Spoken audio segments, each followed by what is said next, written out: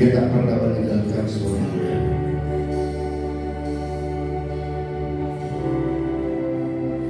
Dia mengasihi saudara. Di dalam kondisi keadaan apapun kita, Dia tetap mengasihi kita.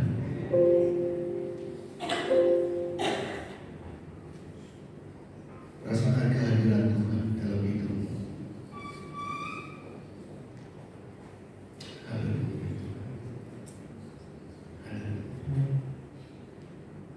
Selalu dengan pengucapan syukur kami boleh belajar untuk bersyukur kepada Tuhan dan belajar untuk menerima bahwa rancangan dan rencana Tuhan itu yang terbaik untuk kami. Dan kami selalu membuka hati kami untuk selalu dipenuhi oleh Roh Kudus, untuk menjadikan kami pribadi-pribadi yang kuat untuk mencapai gambaran serupa dengan diri-Mu. Berbicara kepada kami di pagi hari ini, sehingga kami boleh mendapatkan kekuatan dan pengharapan baru di dalam Tuhan Yesus, dan kami boleh kuat, dan kami boleh menjadi teladan, kami boleh menjadi orang dan garam bagi dunia ini lewat persekutuan pengenalan pribadi dengan Tuhan yang memancar di dalam kehidupan dan tindakan kami. Berfirmanlah kepada kami pada pagi hari ini. Di dalam nama Tuhan Yesus kami bersyukur. Amin. Silakan untuk ibu bapak dan saudara yang dikasih Tuhan. Shalom. Shalom. Puji syukur pada Tuhan yang kita diberikan kesempatan dengan hari yang cerah, yang kita boleh ada satu hadiran Tuhan dalam ibadah kita di pagi hari ini, dan kita bisa merasakan bahwa Tuhan itu tak pernah meninggalkan kita. Bila kebersamaan pegangan Tuhan selalu kita boleh merasakan. Ketika kita kondisi mungkin lemah, Tuhan selalu menolong. Ketika mungkin kita sudah mulai jauh dari Tuhan, Tuhan selalu memanggil kita, saudara. Karena Dia tidak pernah membiarkan kita untuk sampai jatuh. Ketika kita mulai jatuh, tangan Tuhan itu selalu menopang kita. Saudara, tadi ketika kita ujian, saya teringat mengingatkan saya tentang anak kecil, saudara. Apa sih perbedaan anak? Kenapa Tuhan Yesus katakan yang punya kerajaan surga ketika murid-murid bertanya tentang kerajaan surga, siapa yang surga dan siapa pemimpin di antara kita? Tuhan menunjuk anak kecil. Kenapa tidak menunjuk orang tua atau ahli-ahli yang mereka punya jabatan segala macam? Ternyata orang anak kecil dengan orang yang dewasa ada perbedaan, saudara. Anak kecil, kalau kita selalu lihat bahwa anak kecil itu selalu hidupnya no problem, saudara. Ketika ditanya, kamu pengen ini, cita-citamu apa? Selalu cita-citanya tinggi-tinggi amat. Tidak mau jadi seperti apa tantangannya untuk mencapai itu, nggak selalu tingginya apa. Kamu mau cita-citamu, kalau bisa mau jadi apa? Aku mau jadi presiden, aku mau jadi astronom, aku mau jadi ini segala macam. Terus kamu pengen apa? Aku pengen beli ini. Kamu mau jadi apa? Aku pengen jadi ya mungkin tokoh-tokoh superhero segala macam. Kamu kalau nanti besar, kamu pengen, kalau saya ini kamu pengen apa? Belikan apa? Aku pengen beli ini segala macam. Anak kecil ketika menginginkan sesuatu, dia punya keyakinan nanti aku bisa beli, walaupun belum tentu punya uang. Tetapi dia punya keyakinan, punya uang gak punya uang, pokoknya aku perlu apa, aku ingin apa, nanti ada. Itu anak kecil selalu berpikir. Orang dewasa, kalau kau pengen apa? Kok sih? Itu masih tabungan orang piro. Ini gak ada tabungan apa? Terus aja mimpi. Selalu kita keyakinan kita ini membatasi kita untuk punya mimpi. Keyakinan kita, keberadaan kita membatasi kita melihat ada kuasa yang lebih besar daripada kita. Anak kecil di dalam kepolosannya dia bagaimana orang tuanya punya uang atau gak punya uang gak mikir. Yang penting aku pengen ini nanti ada. Bagi kapan? Nah, kadang-kadang kita orang tua selalu menularkan virus yang tidak baik ke anak-anak. Yaitu ketika anak pengen ini, wis macam-macam, karena duit. Nah, orang tua selalu kata, macam-macam gak punya uang. Seharusnya kalau kita sebagai orang tua menularkan apa? Suatu itu baik gitu. Kalau anak kita butuh apa? Ya wis berdoa, nabung ya. Nanti kalau ada berkat nanti beli. Karena orang tua langsung menjas langsung wis orang duit. Nanti ada urusan yang lebih penting. Jadi mimpi anak itu tanpa sadar kita tidur sendiri oleh orang tua. Anak dengan orang tua bedanya. Kalau anak-anak selalu berpikirnya positif, tempuh arah satu jalan biasa, setelah tekan damai. Orang tua beda pendapat tekan langsung sampai di kau kubur saudara. Kadang nggak mau mengampuni, nggak mau damai saudara. Anak kecil hari ini ribut, orang tua sampai lapor ke orang tuanya masing-masing, orang tuanya ribut, anaknya sudah main bareng. Tapi orang tuanya kadang nggak mau bicara. Karena apa? Pikirannya sudah terpengaruh oleh memori-memori yang sangat-sangat banyak. Jadi kadang muncul geng-gengnya itu, trouble-trouble-nya. Anak kecil, memorinya masih kecil, sehingga apa? Yang dipikir adalah sesuatu yang di depan, sesuatu yang di depan, bukan sesuatu yang di belakang. Coba kita bandingkan. Saya kadang senang kalau berkumpul dengan orang-orang tua sudah. Karena apa? Kalau saya ke Panti Werda, saya merasa walaupun saya sudah umur 51, saya masih merasa lebih ganteng daripada di sini. Karena apa? Yang tinggal situ mama semua saudara. Jadi saya paling ganteng karena saya punya sendiri di situ. Nah, ketika saya ngajak ngobrol, mungkin umumnya orang-orang tua kita bandingkan anak remaja, pemuda, kalau suruh berbicara masa depan, apa yang kamu inginkan? Oh, semangatnya luar biasa. Aku pengen ini. Orang tua kalau suruh berbicara masa depan, nggak antusias. Karena apa? Buat apa mikir itu masa depan? Membuat sekarang aja pusing kok. Apalagi dulu pikir masa depan. Tapi kalau suruh berbicara masa lalu, anak-anak muda remaja itu selalu apa? Tidak terlalu antusias masa lalu. Seperti apa kami? Nggak pikir, nggak terlalu. Orang tua kalau suruh berbicara masa lalu, semangatnya luar biasa. Mau cerita segala macam begini cerita banyak gitu orang tua. Selalu berbicara masa lalu. Maka orang tua kecenderungan kadang-kadang pengen nostalgia dengan masa lalu. Itu apa? Mungkin yang punya kampung pengen pulang kampung, ingin menikmati kampung halamannya. Dulu yang punya teman-teman atau pengen ngumpul dengan teman sekali-kali reunian. Maka orang yang sudah tua itu seringkali pengen sedikit reuni. Nah saudara, anak-anak selalu berpikir apa? Nanti tulus dalam hidupnya. Orang tua selalu beban masalah itu dipikir terus, sehingga berdampak kepada stres dan akhirnya banyak penyakit muncul. Nah saudara, oleh karena itu pada pagi hari ini kita akan belajar satu topik, yaitu kita akan belajar tentang topik itu adalah Kristus pemberi kemuliaan. Coba kita lihat tentang kebenaran firman Tuhan.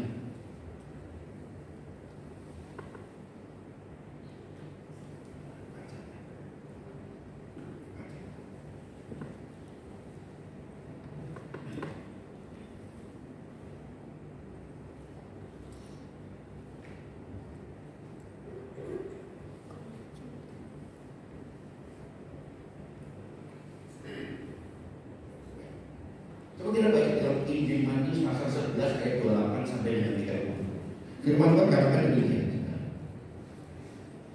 Marilah kepadaku semua yang letih lesu dan berbeban berat, aku akan memberi kelegaan kepadamu. Pikulah, ini kurang baik ya. Pikulah tuk yang kupasang dan belajarlah padamu, karena aku lemah lembut dan rendah hati, dan jiwaku akan mendapat ketenangan. Sebab tuk yang kupasang itu enak dan bebanku pun ringan. Saudara, siapa di dunia ini atau di dalam gereja ini yang tidak punya masalah? Saya yakin dan percaya bahwa semua orang kita dan harus diyakini bahwa kita semua punya beban dan punya persoalan dalam hidup kita. Ada pergumulan setiap hari. Anak kecil itu tadi saya katakan, kenapa beda anak kecil dan orang dewasa? Anak kecil punya keinginan selalu apa? Punya keyakinan, nanti aku dapat. Anak kecil punya masalah ribut, cepat selesai, diselesaikan. dipikir-pikir terus-terusan, saudara. Sehingga itu menjadi beban hidupnya, dan itu akhirnya berdampak kepada hilangnya dan sejahtera dalam hidupnya. Dan kehilangan apa? Hati gembira. Padahal firman Tuhan katakan bahwa hati gembira itu adalah obat yang manjur. Tetapi seringkali pergumulan-pergumulan hidup itu berdampak kepada apa? Suasana hati. Dan itu adalah alamnya, wajar. Jadi kalau kita memiliki perasaan demikian, punya beban yang berdampak kepada suasana hati, itu hal manusiawi. Tetapi kita sebagai orang percaya, kita punya Tuhan Yesus, ada Roh Kudus dalam hidup kita, dan kita tahu kebenaran, maka seharusnya kita tahu bagaimana melepaskan beban-beban itu. Persoalan itu adalah wajar, dan semua hidup yang normal, manusia normal selalu menghadapi hal demikian. Tetapi bagaimana melepaskan semuanya itu, itulah yang membedakan kita yang punya tuntunan, punya tahu kebenaran firman Tuhan dengan mereka yang tidak tahu kebenaran. Yaitu apa? Firman Tuhan katakan di pagi hari ini, marilah kepadaku yang letih lesu dan berbeban berat, aku akan memberi kelegaan kepadamu. Tuhan Yesus memberikan satu panggilan, satu tawaran, saudara.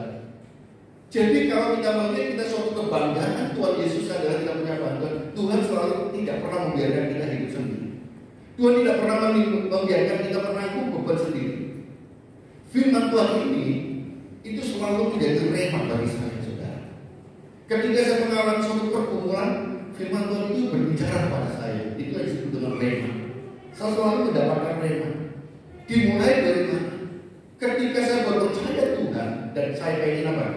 Jujur, ketika saya dulu belum percaya Tuhan, ya kan saya bukan dari keluarga Kristen, sehingga hidup saya seperti apa, dan saya pikir itu saya masih merokok dan saya ingin berhenti merokok, tapi susah. Tapi ketika saya berdoa kepada Tuhan, kasihkan firman Tuhan ini, dan ketika saya yakin, saya imani, saya berserah kepada Tuhan, lepas sampai sekarang.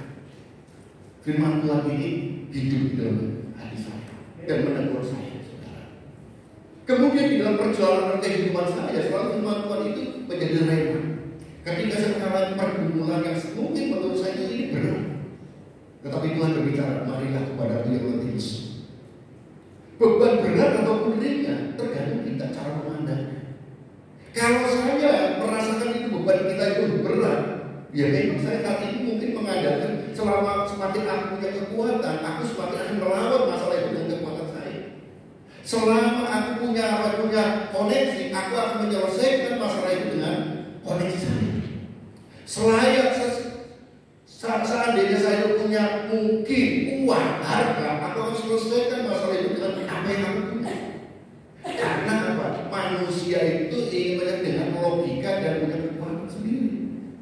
Tetapi apakah itu bisa selesai? Kita lihat kasus yang sangat lagi viral di televisi tentang peristiwa yang di Cirebon.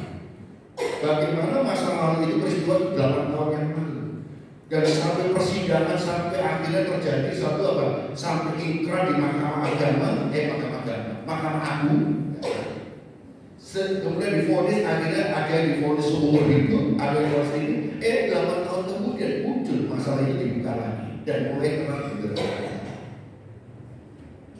Pada masa lalu, orang-orang peristiwa seperti apa bisa merekayasa? Saya tidak tahu, saya tidak akan masuk di dalam apakah itu pembunuhan, apa itu kecelakaan, saya tidak tahu. Saya tidak masuk ke situ. Tetapi sesuatu yang entah itu rekayasa atau apa, semua itu diatur semuanya, sekarang mulai terang benderang semuanya. Jadi saudara, sepandai-pandainya kita mengatur skenario, sepinter-pinternya kita mengatur segala sesuatu merekayasa semuanya, percayalah pada waktunya kebenaran Tuhan muncul, saudara. Nah, saudara, kemarin istri saya itu bertambah usia, saudara.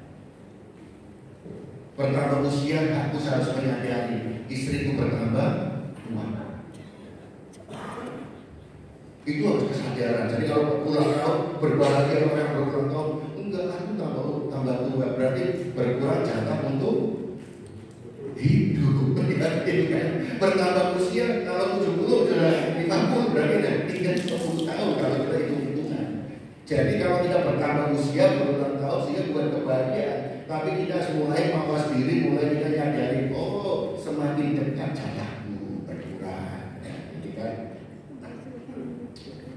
1 tahun yang lalu,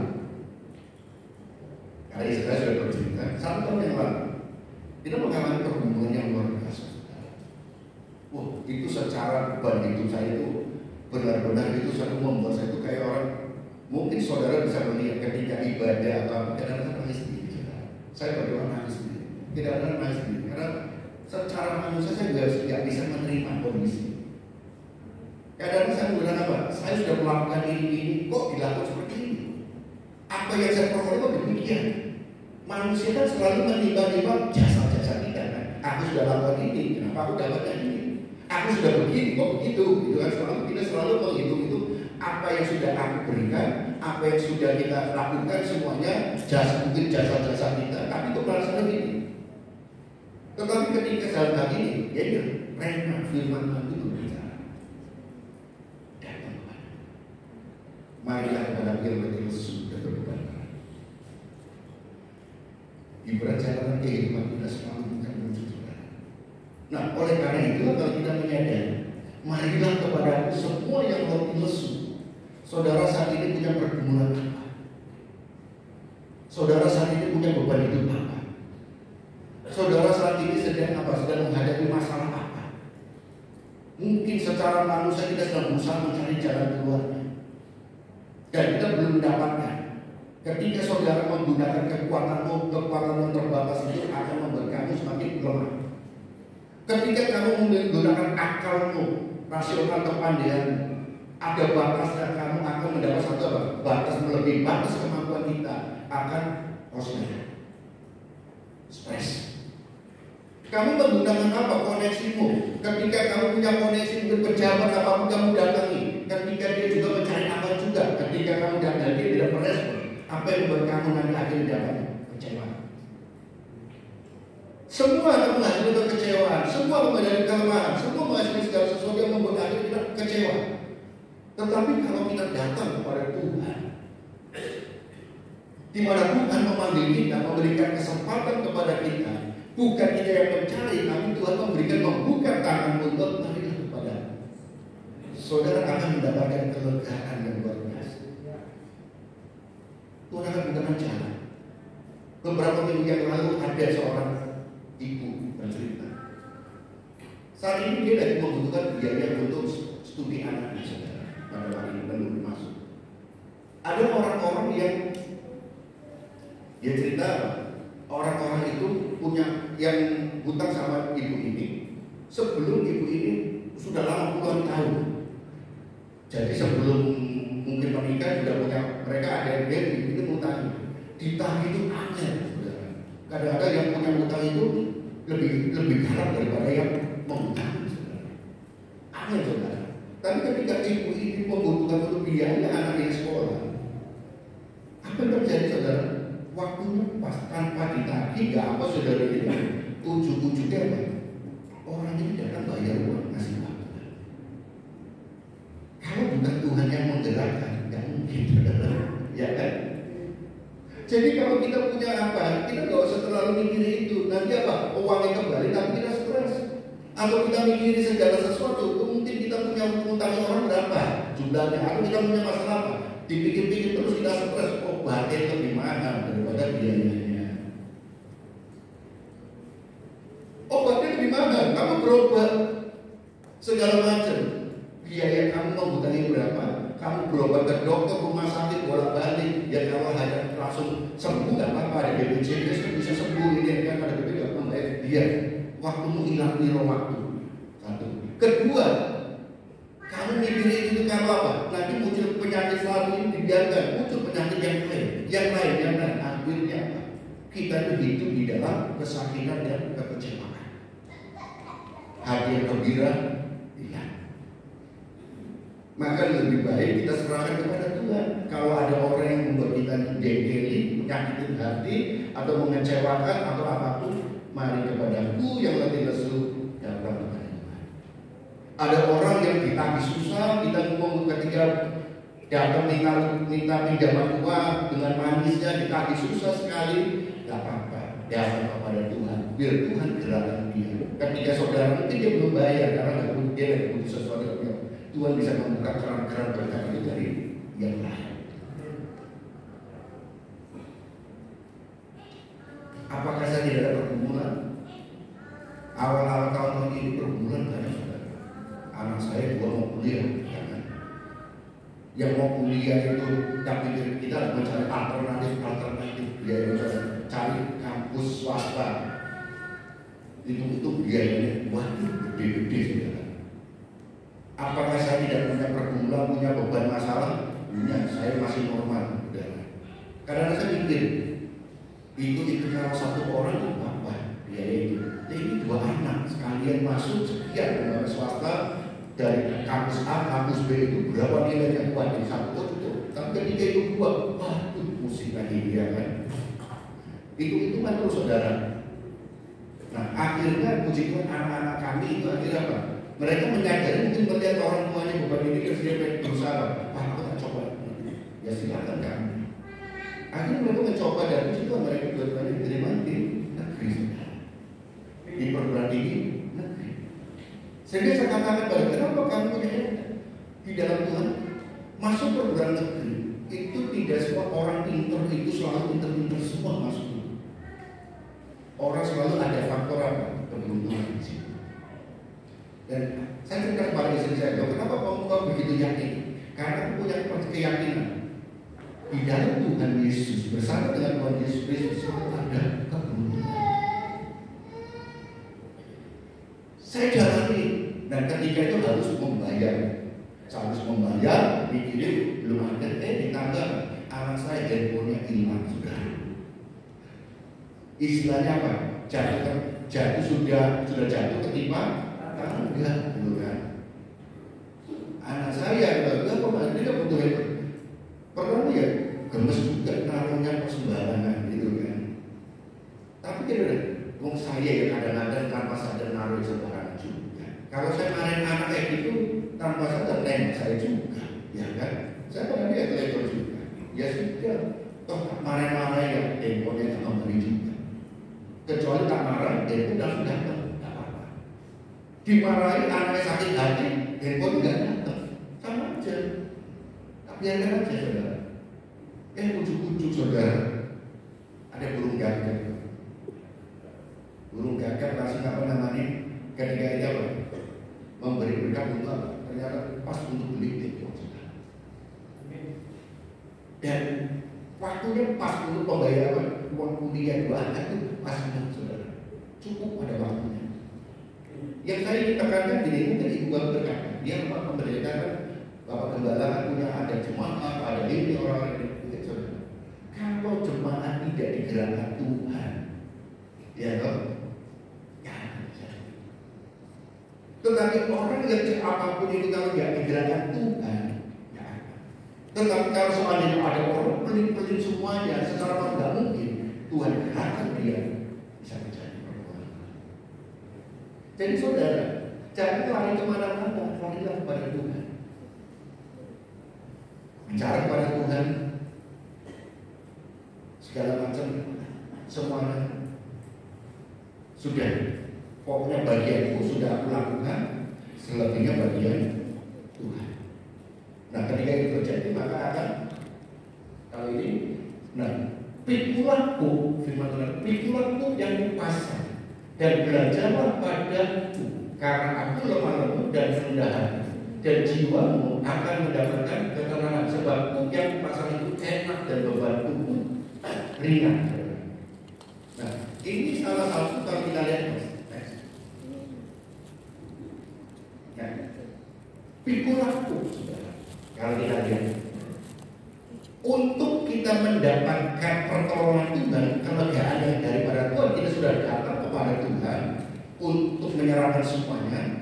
Bagian kita harus kita kerjakan. Kita sudah menyerahkan, terus apa yang harus kita kerjakan? Kita tidak perlu bagian Tuhan. Tapi ketika kita menghadapi kehidupan kita, untuk kita terlepas dari beban-beban itu, bukan kita diam saja. Tetapi ada yang pertama adalah pikulanku.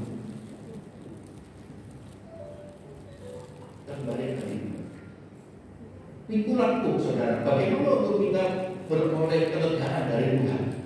Yang pertama adalah pikulanku, saudara. Yang kedua, belajar kepada Kristus.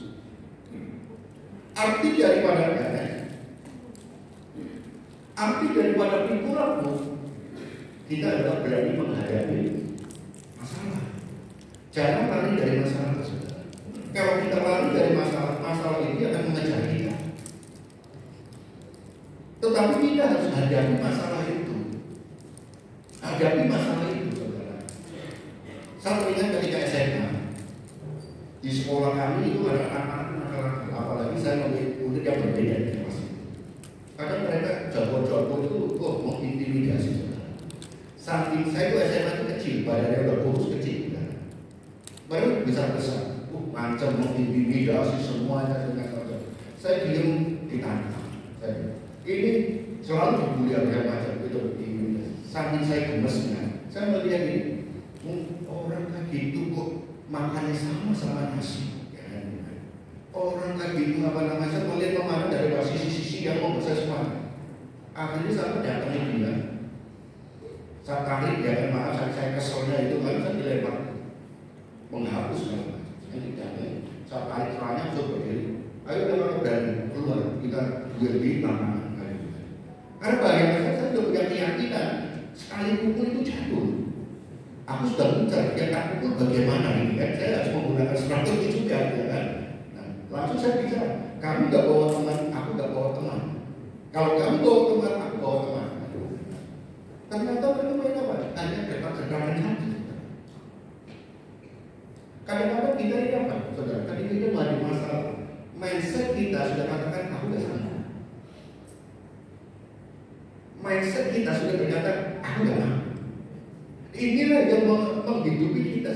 Segala sesuatu yang kita lakukan itu pesimis. Nah, persoalan harus kita hadapi dengan optimis. Kita sanggup. Karena aku punya Tuhan yang luar biasa. Aku punya Tuhan. Aku bersama dengan Tuhan. Tuhan yang maha kuasa, Tuhan yang maha adil, Tuhan yang maha luar biasa. Itu pasti menyertai kita. Akan menyertai kita terus. Kita tidak pernah satu pada jatuh tergeletak. Tidak, kalau Tuhan tidak mengizinkan, kita akan, saudara. Maka saya selalu katakan saudara, ayo saudara, sebenarnya rambut pun tidak akan jatuh kalau Tuhan tidak izinkan. Maka saudara, ibuku, datanglah ibadah dewasa muda. Karena apa? Kalau datang ibadah dewasa muda, yang muda didewasakan, yang dewasa dimudakan, rambut uban akan berkurang. Kemarin Tante Sus langsung jalan rambut berkurang kok, rambut ubannya kan Tante Sus kemarin. Ya kan ibadah dewasa muda, saudara. Kalian uban sudah berkurang, saudara. Beri tepuk tangan. Ternyata disempir, saudara. Nanti saudara, kita taruh semangat kita. Jangan lari dari masalah. Hadapi masalah. Berapa besarnya sih masalah tidak akan lebih kekuatan kita. Jangan lari dari masalah. Kalau kita lari dari masalah, masalah itu akan mengejar kita terus. Harus hadapi, selesaikan. Karena setiap masalah pasti ada masalah lagi. Masalah hidup itu selalu ada masalah. Bangun tidur ada masalah baru. Karena apa? Justru masalah itu menjadi penggerak kita untuk menaikkan level kita, saudara, kualitas hidup kita. Dari masalah akan menggeret kita, menarik kita untuk meningkatkan level kualitas. Dari masalah yang kita hadapi akan membawa kita melihat kuasa Tuhan. Oleh karena itu, kalau kita mengandalkan kekuatan kita, semuanya yang kita miliki, kamu sudah menuntut kuasa Tuhan bekerja. Masalah kita. Yang kedua, saudara, kita hidup melalui kehendak Tuhan. Natur kita apa sih? Paulus kata hidup itu bukan aku lagi, tapi Kristus yang hidup.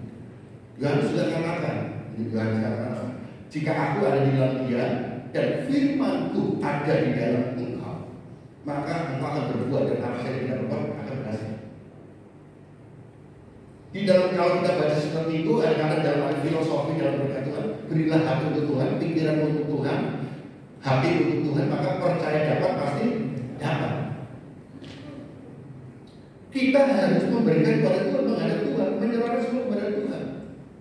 Kita hidup melakukan kehendak Tuhan. Nah, kita adalah melalui jadi pelaku firman.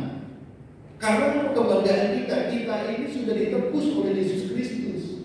Apa menjadi kebanggaan kita? Apakah kita bisa hidup kudus? Enggak. Kekudusanku karena korban Yesus di kayu salib yang membuat kita kudus.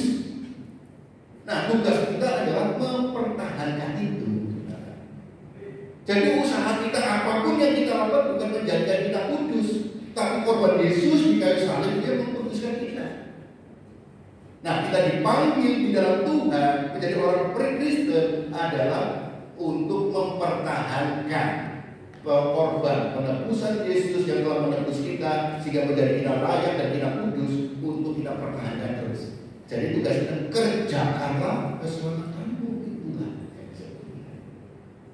Kerjakan keselamatanmu. Kamu sudah dipulihkan gambar rupamu yang telah rusak oleh dosa.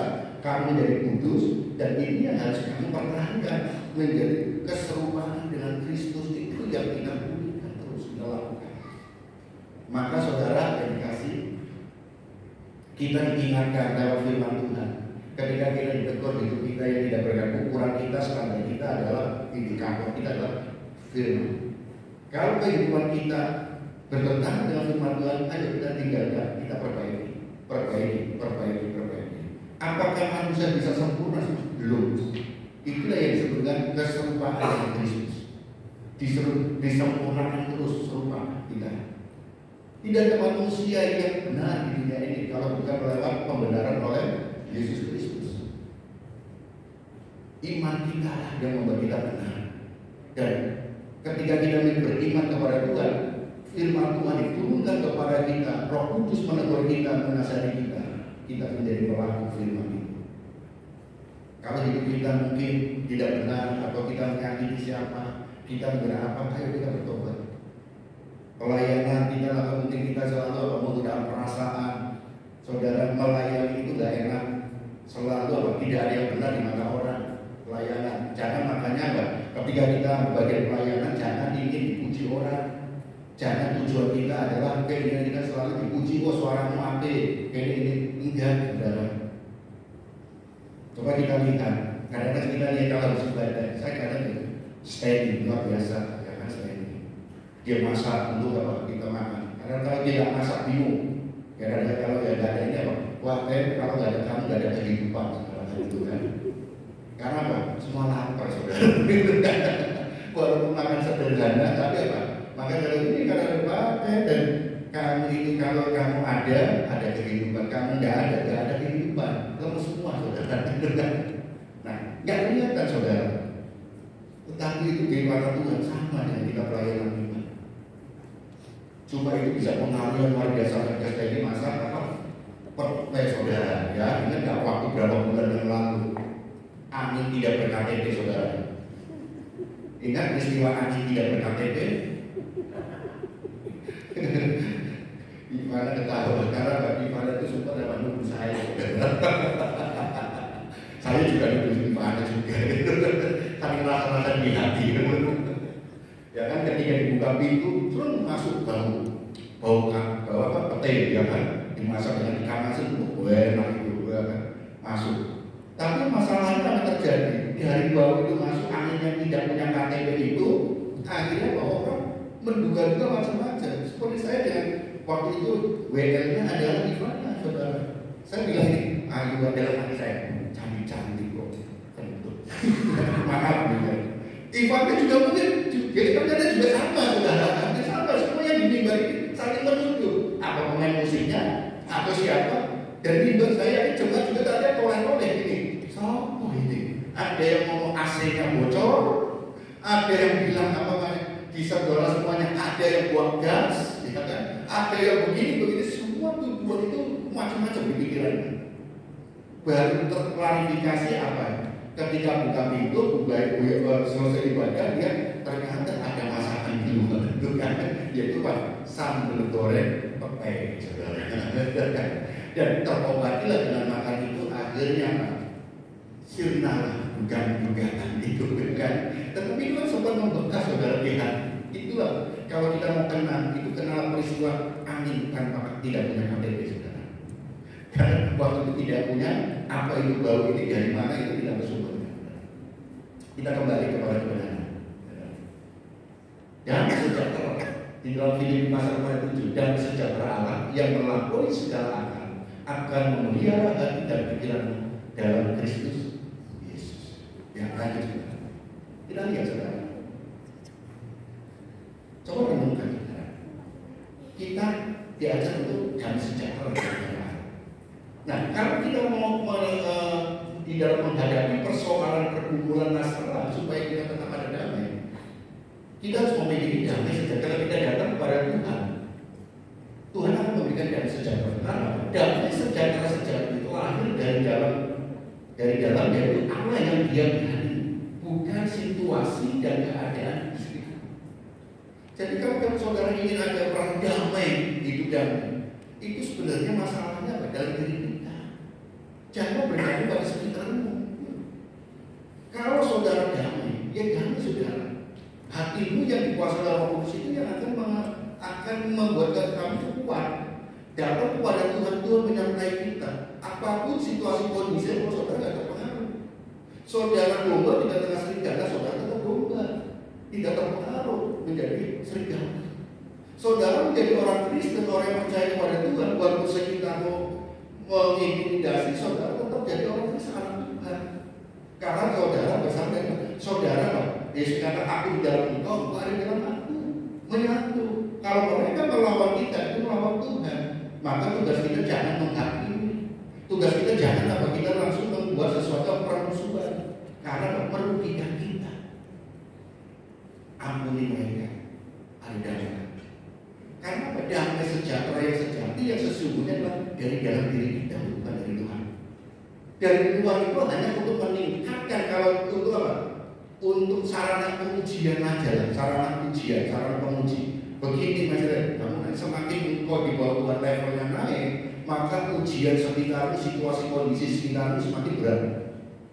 Karena disesuaikan dengan kemampuan. Semakin kamu di bawah naik lagi, bebannya lebih berat lagi. Semakin engkau di bawah naik lagi, berat lagi, berat lagi, berat lagi. Oleh karena itu kita harus memberikan apa? Tuhan, Roh Kudus tinggal. Ingat khotbah dari Pak Wahyu itu. Hati kita jangan ada dua Tuhan, tetapi yaitu dosa, iblis, ataupun Roh Kudus yang tinggal di hati ini. Kan harus kita berikan pada satu Tuhan saja, itu Tuhan yang tinggal di sini. Kedagingan, singkirkan, habiskan, kikis, harus terus menerus. Biar Roh Kudusmu yang tinggal, Roh Kudus itu ini yang tinggal di dalam hati, yang menguasai semuanya. Maka akan terpancar damai sejahtera dan tidak terpengaruh oleh lingkungan, tetap makan tempe tidak ada masalah, karena ada damai. Tempe rasa jadi sapi. Kita makan kacang panjang, kerupuk nggak masalah, karena ketika makan dengan damai sejahtera, kerupuk dan kacang panjang itu seperti makan spaghetti, saudara.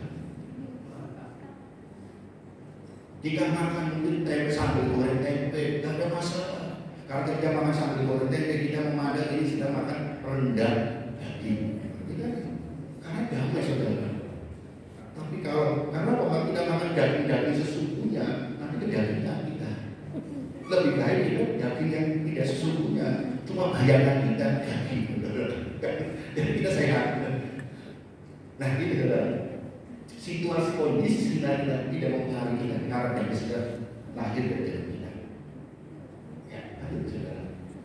Yang kedua, untuk kita dapat mendapatkan dari Tuhan, yang pertama, masalah itu tidak boleh kita hindari, kita hadapi. Jangan lari dari masalah, karena ketika kita lari dari masalah, masalah itu akan mengejar kita. Hadapi masalah itu. Dan bersama dengan Tuhan ada damai sejahtera. Yang kedua, untuk kita dapat kelebihan adalah belajarlah kepada teladan Kristus. Ayat 29 katakan, kalau tidak menjadi di ayat 29, karena aku ini rendah hati dan lemah lembut. Kalau kita lihat, ya, next. Terus rendah hati dan harus sebelahnya ini adalah lemah lembut. Nah, di dalam firman Tuhan Matius pasal 5 ayat 3 dikatakan firman Tuhan, berbahagialah orang yang miskin. Dalam kurung saya kasihkan adalah rendah hati, karena terjemahan lain ada yang menggunakan rendah hati di hadapan Allah, karena mereka lah yang mempunyai surga. Ketika kita menghadapi masalah, kita tidak lari dari masalah. Kita hadapi di dalam suatu keberseraan kita kepada Tuhan, tidak mengandalkan kekuatanmu, hartamu, jabatanmu, atau koneksimu, maka saudara akan kita lepas kepada Tuhan aja berserah. Kita akan merasakan kuasa Tuhan yang besar itu akan kita bisa merasakan. Kalau kita rendah hati, saudara, kita miskin di hadapan Tuhan, artinya kita itu tidak mengandalkan apa yang kita punya, tapi kita bisa urusan besok. Orang miskin itu selalu berpikir apa yang aku dapat hari ini, esok urusannya besok. Orang yang hidupnya pas-pasan, nggak punya uang, mungkin orang yang kata orang miskin selalu berkata apa? Yang penting aku hari ini bisa makan. Besok urusannya besok. Masalah makan, siapa tahu aku mikirin besok, aku menunggu nggak nyampe besok. Yang penting hari ini. Nah, saudara itu harus kita semuanya. Kalau kita berpikir kita itu rendah hati, kita jangan berpikir terlalu depan. Bagaimana tabunganku, bagaimana ini hari ini. Aku bisa selesaikan hari ini dengan sebaik-baiknya, dengan totalitas. Urusan besok. Jadi saudara tidak akan berpikir tabunganku orang piro, sebagaimana masalah besok ada masalah apa. Sudah seperti yang masalah hari ini kita selesaikan, hari ini yang kita bisa selesai. Nggak bisa selesaikan, baru urusannya nanti besok. Urusannya siapa tahu nanti kalau Tuhan panggil urusannya nanti tanggung orang lain, sudah selesai. Yang penting kalau bisa kita selesaikan, hari ini selesaikan. Maka kalau kita bicara hidup itu apa? Kalau iso ojo suka utang. Karena apa? Kalau kita utang, besok kita dipanggil Tuhan, utangnya si nanggung siapa? Ya kan? Ya kamu siapa? Anak-anak kita atau keluarga kita. Kita mau warisi utang. Seharusnya kita mewarisi nilai-nilai kehidupan berkelanjutan. Tapi kita mewarisi. Apakah utang dilarang di dalam hidup itu? Silakan, saya tidak melarang, karena itu karena suatu hubungan dengan apa, saling tolong menolong. Tetapi kalau kita punya hutang itu jangan jadi gaya hidup saudara. Karena apa? Nanti berdampak. Kalau sudah menjadi gaya hidup, legal hutang itu nggak enak saudara. Sama budaya kartu kredit kan, kalau nggak gesek nggak enak saudara.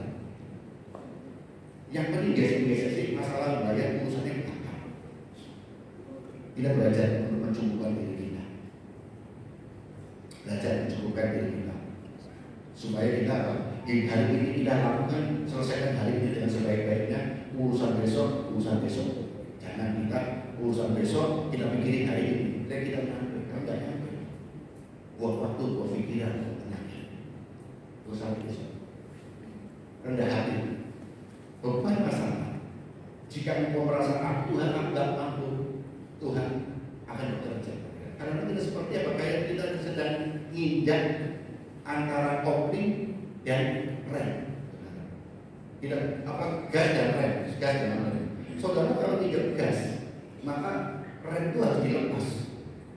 Kalau saudara injak rem, gasnya dilepas. Kalau injak gas, remnya dilepas. Gak bisa saudara injak dua-duanya dan jalan-jalan. Jadi harus salah satu, kalau berhenti. Gas ditekan, remnya lepas. Maka kalau kita lihat mobil antara kopling injakan gas dan rem itu satu kaki di kanan. Karena tidak boleh dua-duanya. Gas ditekan, rem lepas. Rem ditekan, gas lepas. Sehingga kita bisa jalan. Kalau saudara itu Tuhan, percaya kepada Tuhan, berserah kepada Tuhan. Oh, jangan mikirin beban-beban yang kamu nggak sanggup pikirin. Bodoh kita.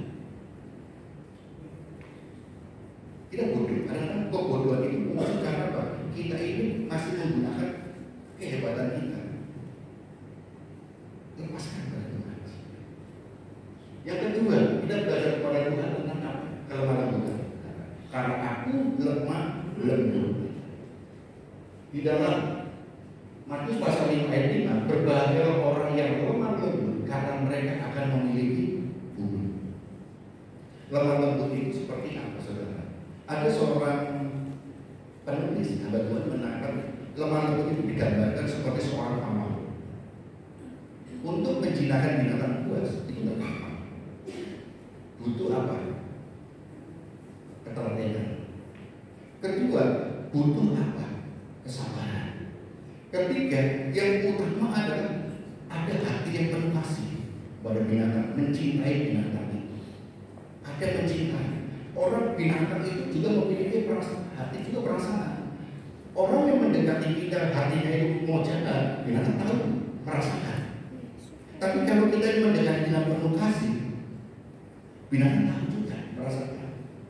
Coba kita lihat kemarin waktu saya juga di video dibayangkan waktu testimoni ucapan selamat ulang tahun dari Ciwiren sama Bos Rudi itu ada satu yang mendekati dia. Atau itu anjingnya perempuan, betina jantan perempuan. Oh pintar, deketin laki-laki saudara, itu kan. Anjingnya betina saudara, putih saudara. Yang dikejar kita gendongnya sebagai siapa? Sama yang laki-laki saudara. Ya, saudara. Itu apa? Karena apa? Orang dalam binatang tahu bahwa orang yang mendekat itu mengasihi atau tidak. Kalau kita ini berbuat jahat, binatang itu akan pergi. Demikian juga untuk seorang yang lemah lembut itu dibalas seperti pawang. Kalau kita ingin menjinakkan binatang buas, kita harus sabar, belajar, kita harus latih, kita harus punya kasih dalam diri kita. Melihat orang bukan melihat musuh, tapi melihat itu adalah jiwa. Kita melihat orang yang berbuat jahat, bukan melihat mereka itu musuh ataupun yang perlu kita benci atau kita jauhi, tetapi itu adalah jiwa. Sehingga ketika kita menghadapi orang yang jahat, orang yang mungkin punya masalah yang jelek, lihatlah jiwanya, manusianya, perbuatannya itu adalah boleh saudara benci perbuatannya, tapi manusianya adalah jiwa yang harus kita kasih. Itu kita jadi pawang saudara. Nah kalau kita berlatih terus, maka dunia yang jahat, dunia yang ingin mempengaruhi kita, dunia yang ingin menarik kita untuk masuk di dalam dosa, ada di dalam genggaman kita. Kita bukan digerakkan, dipengaruhi oleh dunia, tetapi kita mempengaruhi dunia.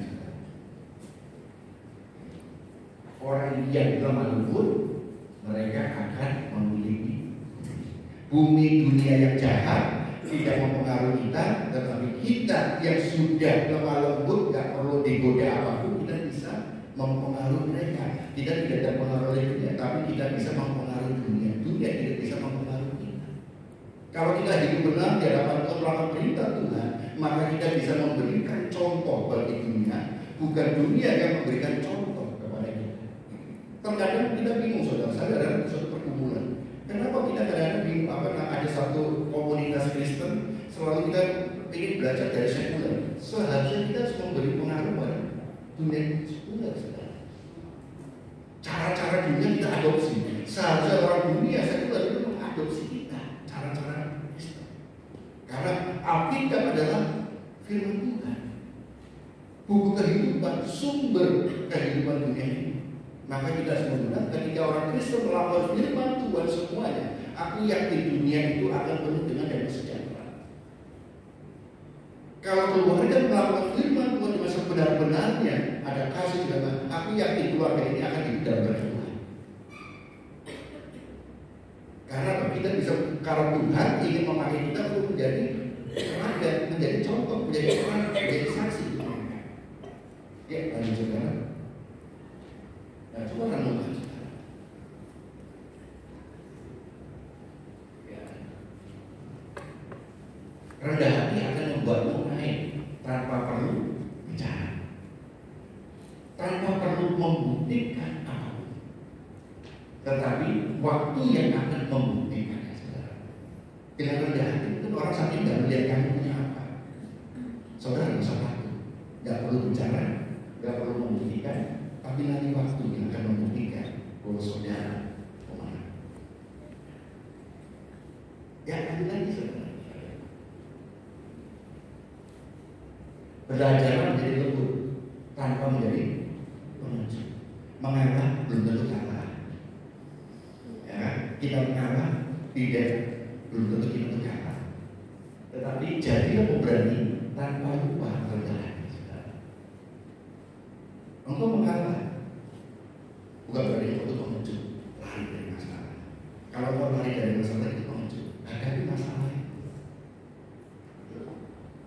Jangan lari. Kalau kita lari dari masalah itu akan mengejar kita. Semakin kita lari, itu masalah mengejar terus-terusan. Ada batas kemampuan kita untuk berhenti beristirahat.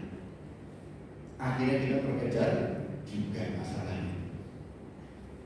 Oleh karena itu, belajarlah untuk tumbuh menjadi lembut tanpa mengecut.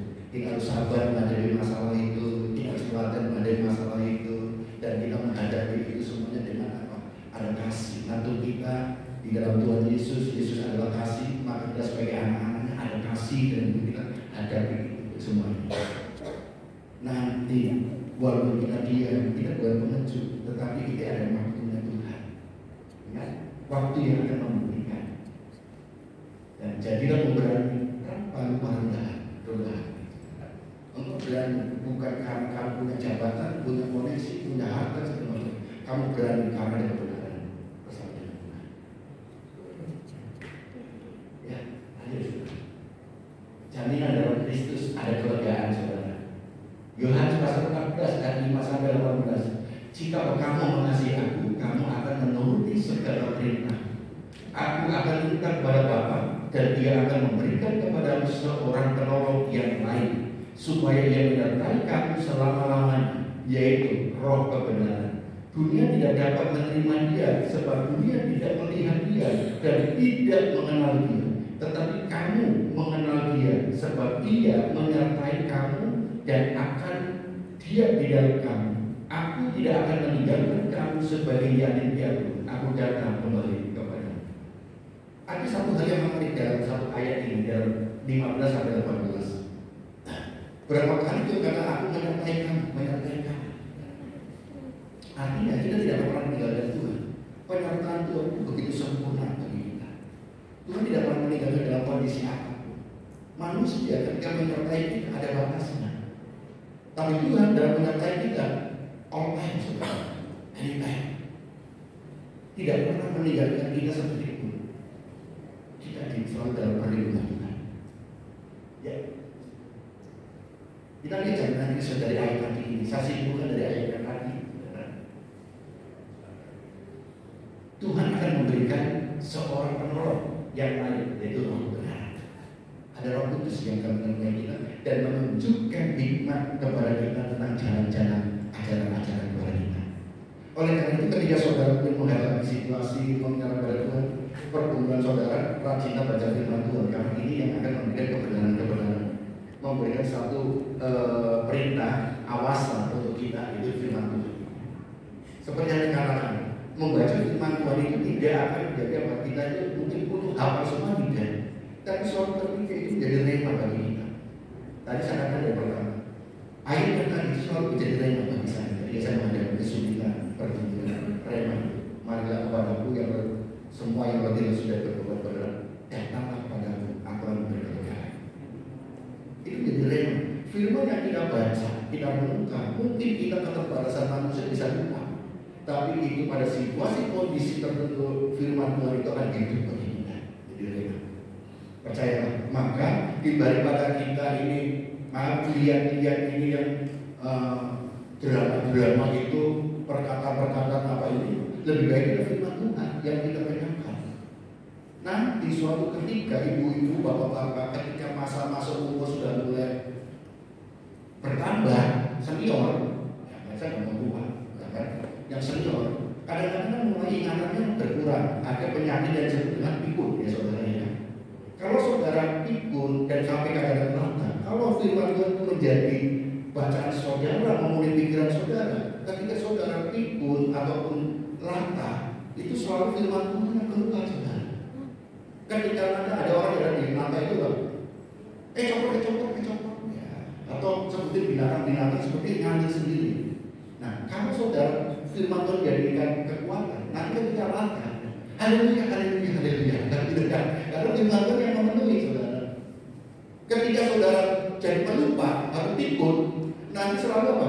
Kamu ingat ini ya? Ingatnya apa? Firman. Ingat firman. Firman yang diingat.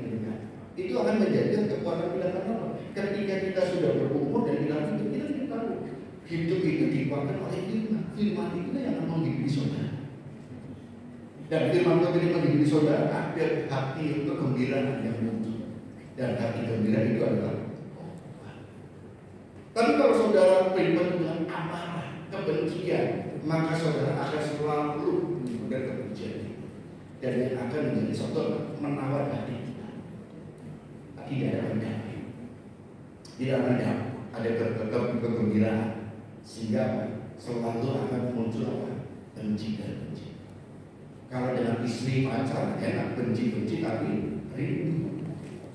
Tapi kalau dengan orang yang bukan ini musuh, benci tapi gemes ya kan ini kan. Kalau dengan pacar atau suami benci ada benci apa tapi rindu suka. Tapi ya pasangannya masing-masing. Kadang-kadang sih bikin pulang jengkel benci ya. Tapi ditinggal saja. Kapan pulang? Itu rindu kan. Itu kan benci tapi rindu. Nah saudara oleh karena itu kita harus belajar. Yang kedua saudara, Kristus akan diam di dalam kami untuk menyertai kita. Dia tidak akan pernah meninggalkan saudara. Yang ketiga, Kristus tidak akan meninggalkan kita sebagai anaknya. Mama bapak kita meninggalkan kita, tapi Tuhan tidak pernah. Saudara, mungkin kita pada saat tertentu kita akan jadi yatim dan dia. Saya sudah yatim dia. Mungkin saudara ini ada yang sudah yatim dia. Nggak apa-apa, kalau kita tetap punya bapak. Bapak kita tidak pernah meninggalkan kita. Kita punya kita mungkin bisa katakan aku yatim piatu. Sudah yatim piatu. Mungkin ada yang punya jawaban lagi sudah yatim piatu duda atau janda ya kan juga.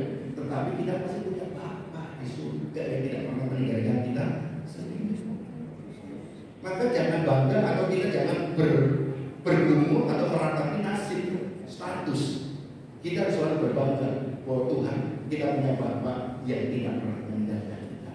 Dari generasi lagi ke generasi kita menjadi bapak, anak kita bapak, cucu kita bapak, semuanya menjadi bapak-bapak semua. Dan karena mereka tidak pernah meninggalkan kita, selalu bapak yang itu kekal selama. Nah, ibu bapak dan saudara yang dikasih Tuhan di sini, kekudusan itu karena korban Yesus, bukan hasil kita. Oleh karena itu jangan bangga kalau kita hidup ini hari ini sudah menjadi pribadi yang kuat dan kudus. Tugas kita mempertahankan. Kita di dunia ini manusia kita tidak bisa melakukan segala sesuatu kekudusan. Tapi karena korban Yesus yang menjadikan kita kudus, maka jangan kita memandang orang lain itu lebih rendah daripada kita.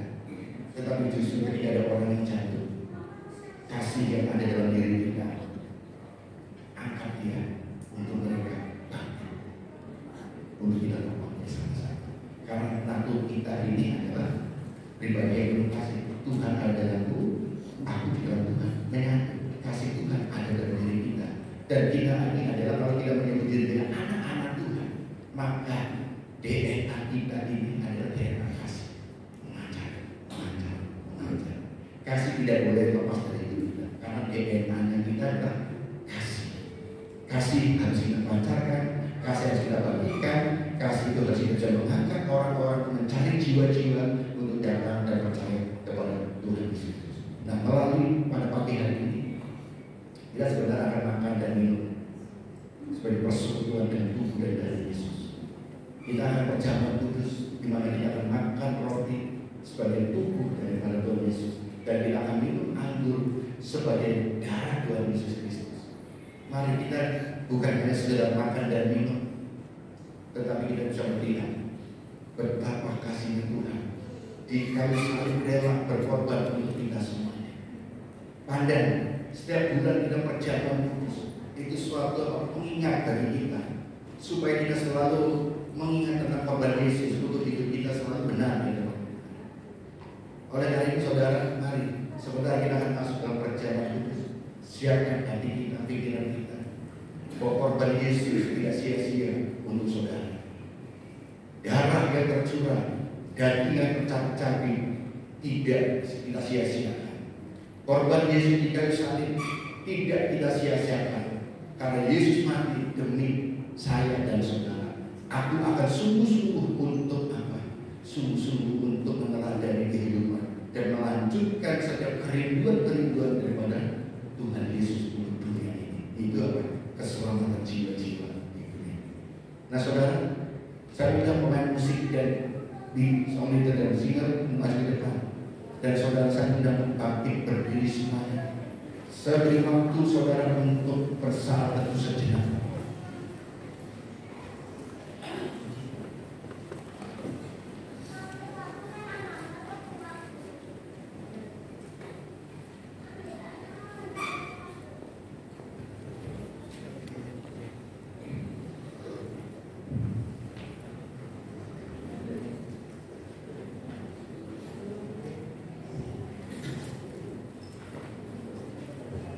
Semua dalam posisi berdoa, bela sinar, WF dan musik yang bermusik dan